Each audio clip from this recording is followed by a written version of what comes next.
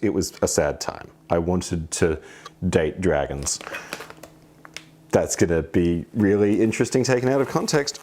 Hey friends, my name's Tasia and welcome back to Read the Manual, where I, a chef, will attempt to teach you a recipe, but we won't stop there. To make this as entertaining as possible, I'm going to write this recipe out in a most ridiculous manner. We're going to send that across to our friend Sam and he will attempt to decipher my recipe.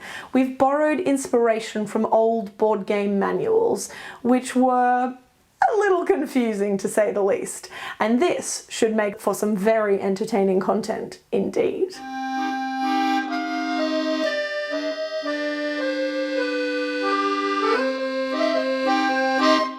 And tonight I'm going to teach you how to make lettuce, parmesan and herb balls, or cakes. They're sort of like fish cakes without any fish, and they're starting out with lettuce. Strange, I know, but trust me on this, it's going to be delicious.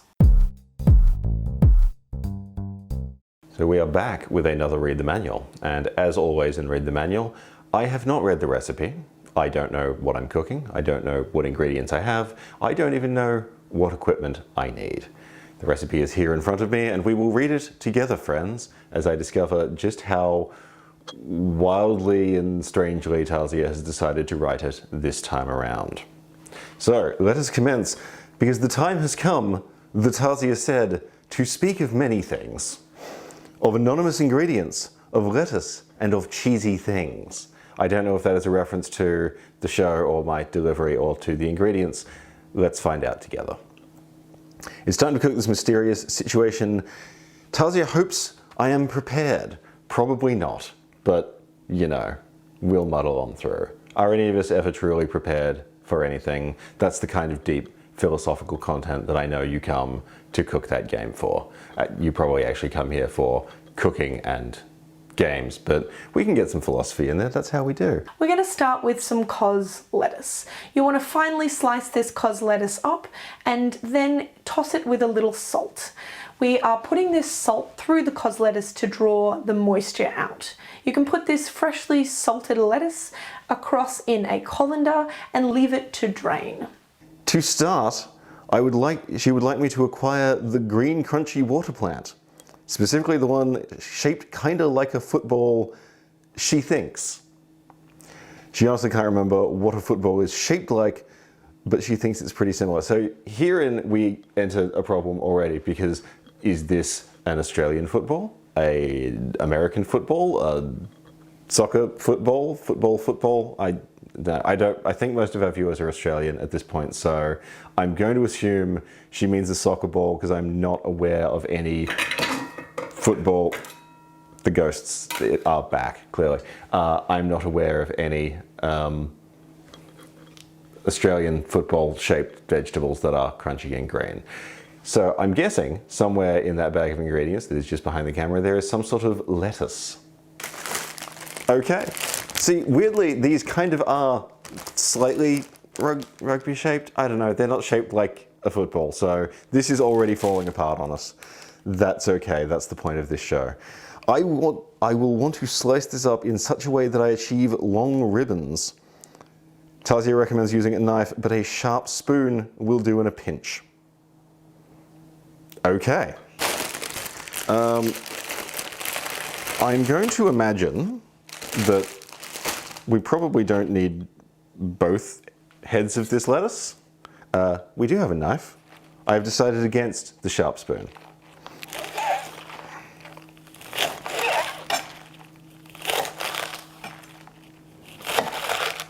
These are ribbon-like. Hopefully they're long enough. I don't know, let's find out. Pro safety tip from your friends that cook that game: wash your leafy veg. Ain't nobody got no time for that E. coli.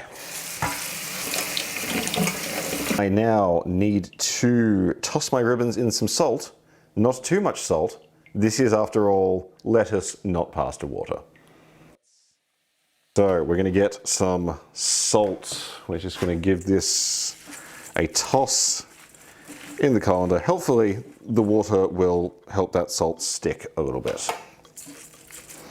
Put the ribbons in a colander and put aside to drain while I get on with the rest. See, this is how in sync Tasia and I are. She knew this would be in a colander, where mine melded. Let's see how quickly that ages, shall we? While your lettuce is draining, we're going to make some aioli. Well, mayonnaise rather. Tonight I want to teach you how to make vegan mayonnaise. This recipe in itself is not vegan. However, this aioli is very easy to make from pantry staples. Then you have it on hand for you and your vegan friends. And also, you don't need to have any eggs in the fridge to make this, which is brilliant. So, ready to learn how to make vegan aioli? What we're going to need is 1 tin of chickpeas, some sunflower oil, some mustard, some sort of something acidic, whether it be red or white wine vinegar or lemon juice, a little salt and pepper and sugar.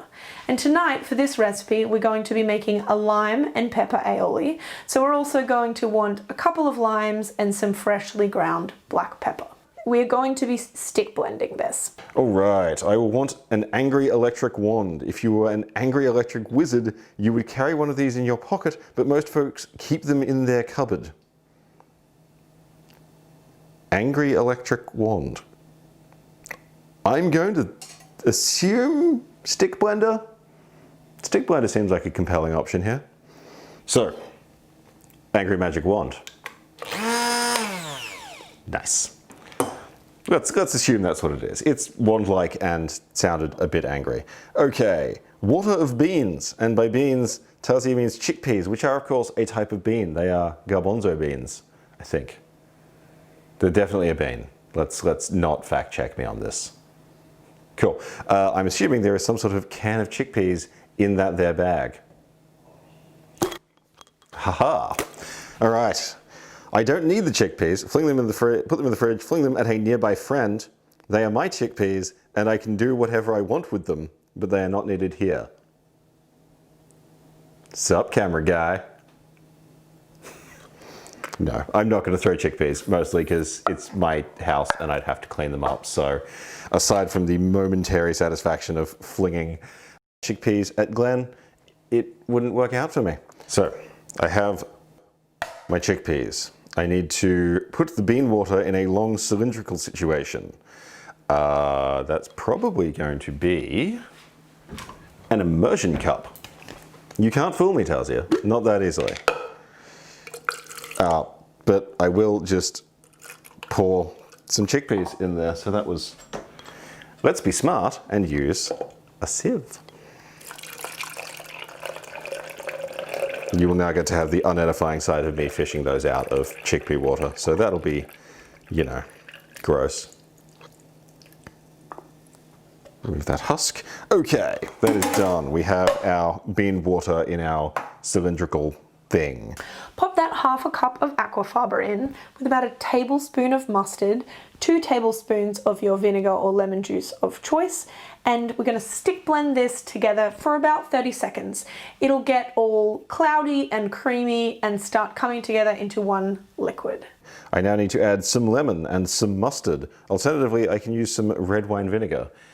Let's see what's in the bag. That is white wine vinegar. So it's not lemon or mustard. I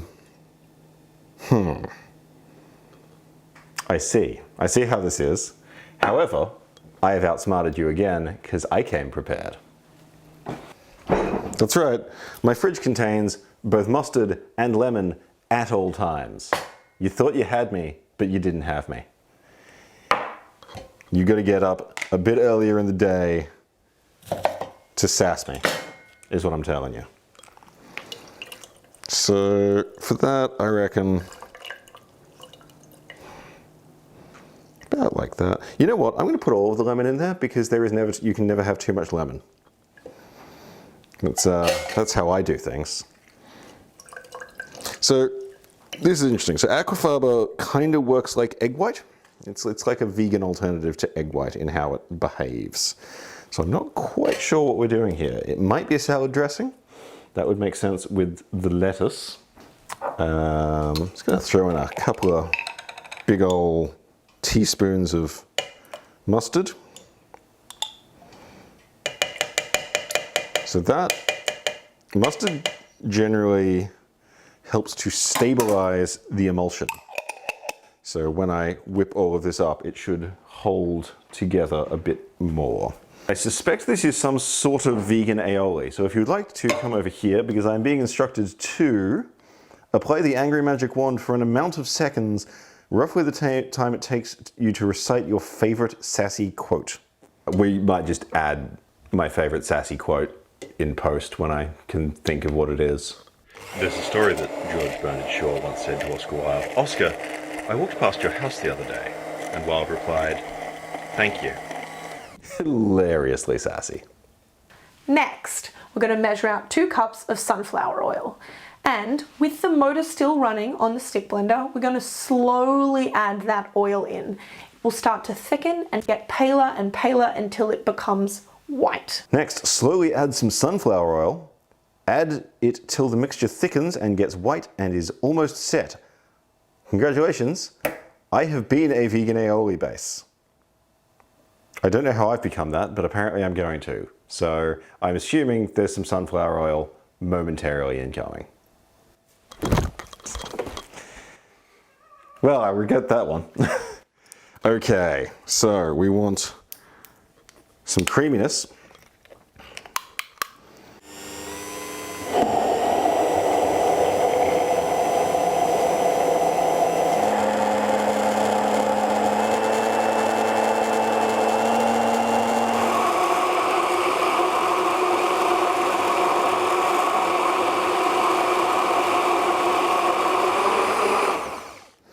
So we'll just get that nice and smooth, which we've kind of done. You may recognize this as just a lot of aioli base. Guess what I'm eating for the rest of the week? See, this is where we discover that what I should be doing is actually reading one sentence further than I have. But this show wouldn't have the magic it does if I had any idea what I was doing ahead of time. At this point, once all 2 cups of your oil are in, you can pause and you want to add a little bit of salt, quite a lot of freshly ground black pepper, about a teaspoon of sugar, and the zest of about 2 limes. If you don't want to lime the entire batch, this batch will make more aioli than we need.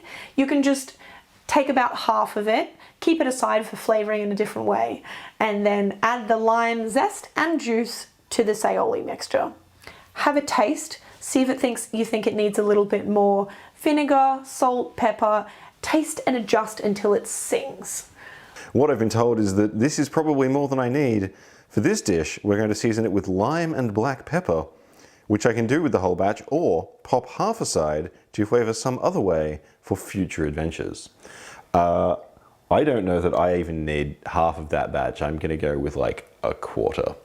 But I do need to flavor it. It will last for up to a month in the fridge. Pro tip for you at home, make you some aioli base and sling it in the fridge for a month. Okay, so we're going to pour some of this old base in here. Look at that delicious gooey time. I now need to flavor this with lime zest, juice, salt, lots of freshly ground black pepper, and a little sugar. So hopefully there's a lime. That's how you do it. All right, zest. Because I've been warned that I need to zest, I can use the correct grater this time, which I was denied the opportunity to last time. So, haha. Once again, I have outsmarted this show. Let's see how long this hubris lasts for me.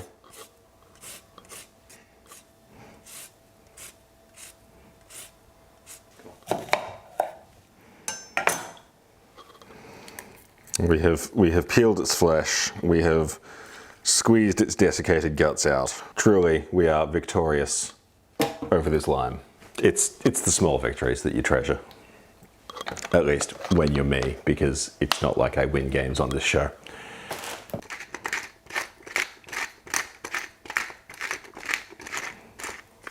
That sure looks like lots. A little pinch of salt. Little being the operative word. I've learned my lesson on this show. This is the episode where I discover new things I need to learn lessons on, but not the old lessons. A little bit of sugar.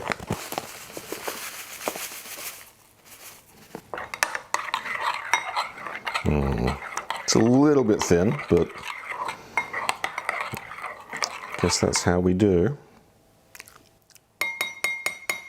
Real tasty though. I am on board with that. Okay, put that in a cold place. That would be the fridge. In a large bowl, whisk 4 eggs, free range. Add into the eggs 4 cups of breadcrumbs. You can make your own breadcrumbs by toasting some bread and putting it through a food processor, or you can buy a nice quality breadcrumb from the supermarket. You're also going to want some extra breadcrumbs for later, but we're going to add 4 cups in here.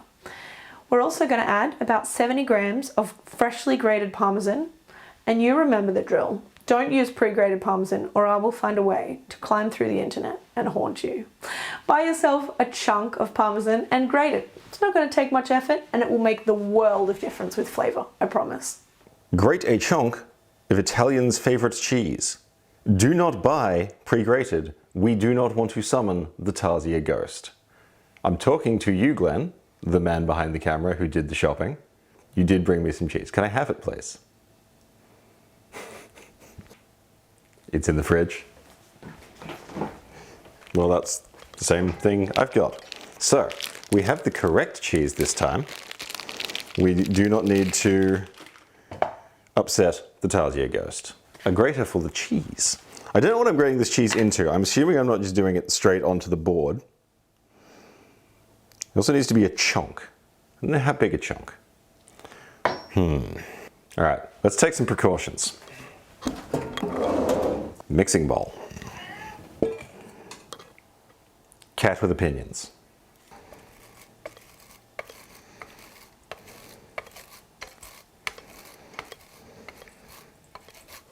That's a starting point, you know. That's about the minimum cheese I would expect. We're also going to add some dill, some parsley, and some mint. If you can't get your hands on parsley, the most important thing here is dill and mint. You want about 2 tablespoons of each, and if you have extra herbs left over, totally feel free to put them in the aioli. It's going to liven it up even more. Next, I want herbs. One will make my mouth fresh, and the other will be curiously lacy. Shred them fairly finely. I want about 2 tablespoons of each. If I have extra, mix it through my aioli. So one of those sounds like it would be mint. The one that will make my mouth curiously fresh. The one that will be lacy, parsley? Maybe? That's not very lacy. Throw something at me. Throw herbs at me. Mint, I was correct. And I am assuming I need a more different herb as well. Dill. That I probably should have guessed. Would you call this lacy? I mean, that don't look like no lace what I know, is all I'm saying. I call a degree of shenanigan on this.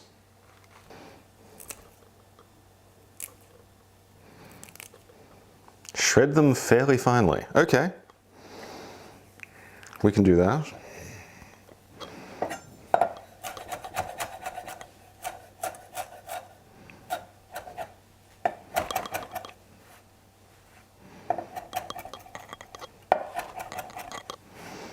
That's 2 tablespoons-ish. Shall I chiffonade it? Since I didn't get to do that last time.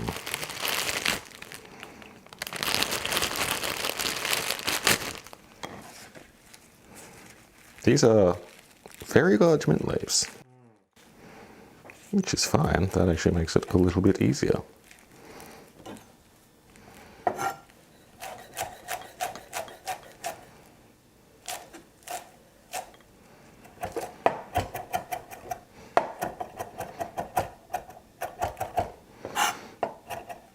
Now, I haven't been told what to add this to yet, so I'm not taking any chances this time. We're playing it safe on this episode of Read the Manual. We're going conservative. So, in the bowl, we've got eggs, we've got breadcrumbs, we've got herbs and parmesan. We're going to add a little salt and pepper, and then we're going to go check on our lettuce. A liquid should have been coming out of it by now. We're going to take that lettuce and put it in a tea towel, and then we're going to squeeze out any excess moisture. You want to get it as dry as possible. Now it's lettuce, so it's never going to be dry per se, but you want it as far from wet as lettuce can get. Okay, go back to my ribbons. Squeeze out any excess moisture. Place this in a bowl with my parmesan, herbs, lettuce, 4 eggs, and toast crumbs.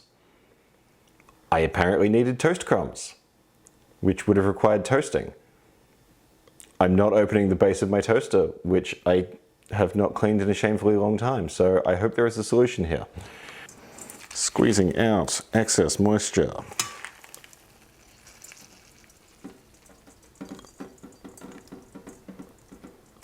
It's grim as hell.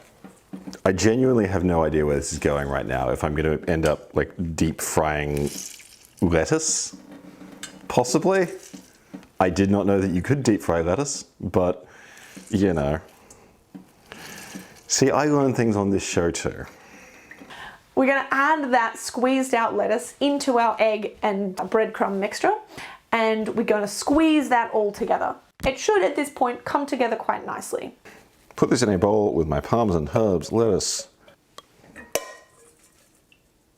Herbs.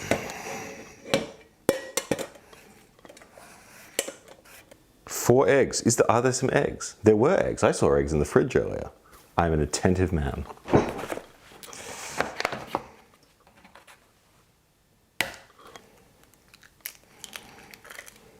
One. Two. I'm not one-handing this because I'm legitimately not that skilled. This seems like a lot of everything except for all that lettuce that I cut up. So I'm now worried that I probably should have cut up a lot more lettuce. I guess we'll find out when this goes badly. Okay, toast crumbs. I may have packet toast crumbs. Do I have packet toast crumbs? I have packet toast crumbs. I have two bags of packet toast crumbs. This is a lot of packet toast. I'm now even more convinced than before that I have vastly underestimated the required amount of lettuce. But that's fine. We're just going to press on like fools. Because once again, that is in the spirit of this show. I'm going to add like a bunch. Sure. I now also need a purple orb, which sounds like it's maybe a red cabbage. Is more produce about to come flying at me? Red onion. That is not what I expected. So even I get surprised. That's the premise of the show, that I don't know what's coming. I'm required to cut this into very tiny cubes. It is recommended to take the skin off first. Good to know.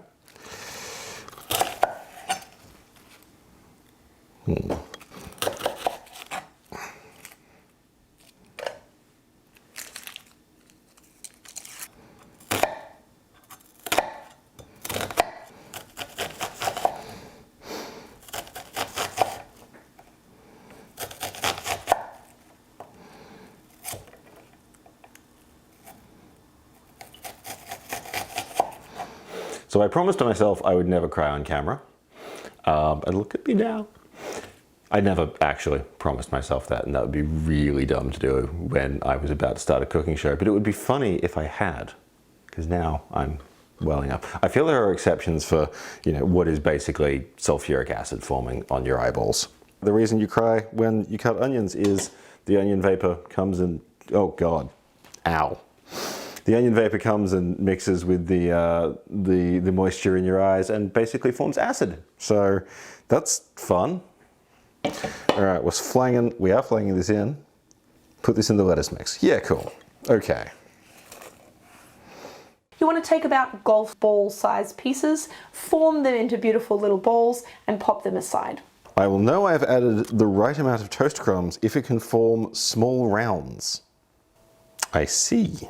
It would have been nice to know that it was going to be this messy, but that's cool. Time for more panko, is what I think.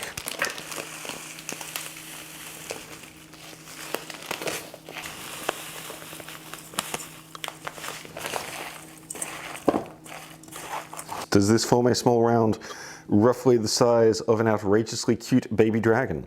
I'm not really sure what size an outrageously cute baby dragon is. That's kind of... Is that dragon sized? Let me know in the comments, because I got nothing here. Add a little bit more. I promise I am crying from the onion, not crying at the thought of outrageously cute baby dragons. Or maybe it's both. We do love outrageously cute baby dragons here at Cook That Game. I don't think I have any cute dragon games. Maybe I need to fix that. There was a game that kickstarted earlier this year that was about going on dates with dragons. It was called Cinder, and it didn't ship to Australia, and it was probably the saddest... No, it wasn't the saddest day I've had this year. It's been a year, everyone. Saddest board game time I've had this... It was sad, okay? That's all I'm saying. It was a sad time. I wanted to date dragons. That's gonna be really interesting taken out of context. Probably is the stinger, isn't it? Next, you want to get a tray and fill that with some panko or nice quality breadcrumbs. Roll your lettuce cakes in these fresh breadcrumbs and pop them aside, ready to fry. Roll around in more toast crumbs, Japanese style preferred. Okay, so we're gonna fill these with bread and then cover them in bread and then deep fry them. I don't know why I had any doubt. This is a great idea. I love everything about this recipe. Okay, now comes the bit where I roll these little baby dragon sized balls in more breadcrumbs, so that sounds great. And then I guess I'm just putting them in the fryer.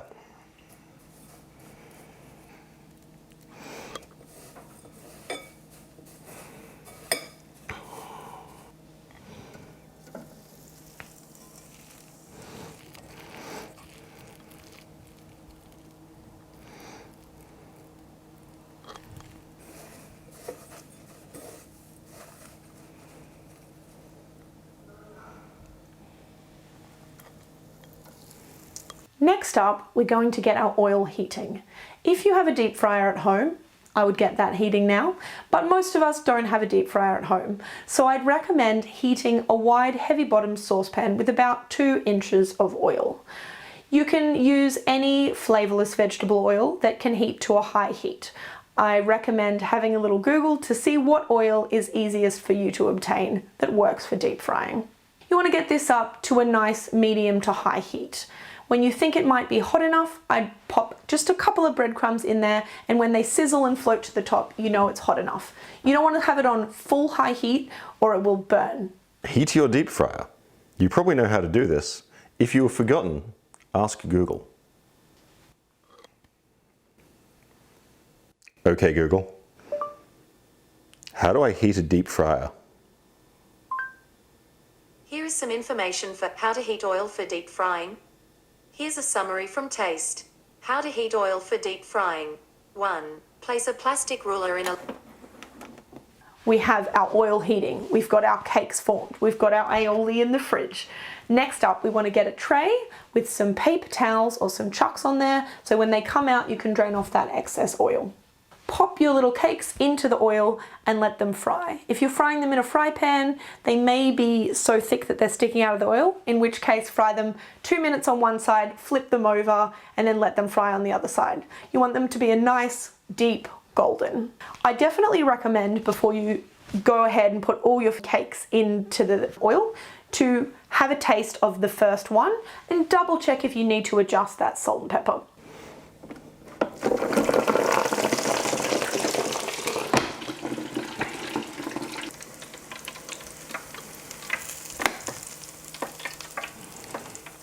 Fry your baby lettuce dragons in batches and dry on dead tree that comes in a roll. Serve with aioli.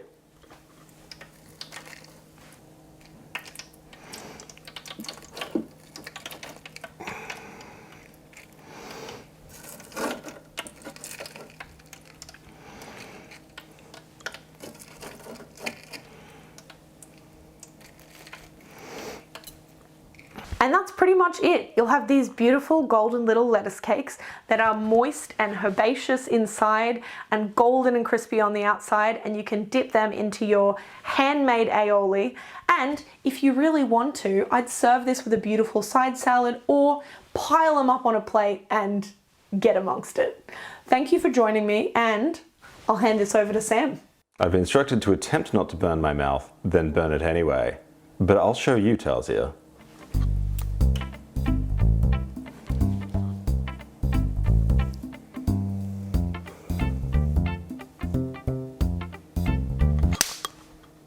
I'm going in.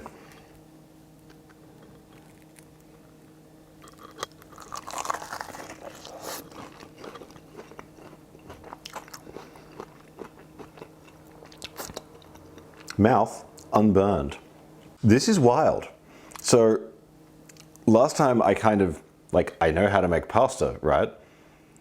I know how to make aioli even. I don't just on an average day know how to make deep fried lettuce balls. That is also not a sentence I ever thought I would say in my life. These, however, are freaking delicious, and I encourage you to try making them probably the way Tasia explained in the cutaways, because there is every chance I screwed up large parts of this. This was strange, but these are delicious. They're herby and they're crunchy, and they've got, you know, they still have a bit of that lettuce flavor. So this is very satisfying. I don't know what else to say about these. It's a time. So thank you very much for watching Read the Manual. Thank you very much for watching Cook That Game. Do all the YouTube things, like, share, subscribe, follow us on social media. So this has been the second episode of Read the Manual. Go make yourself a deep fried lettuce ball, and I will see you at the table.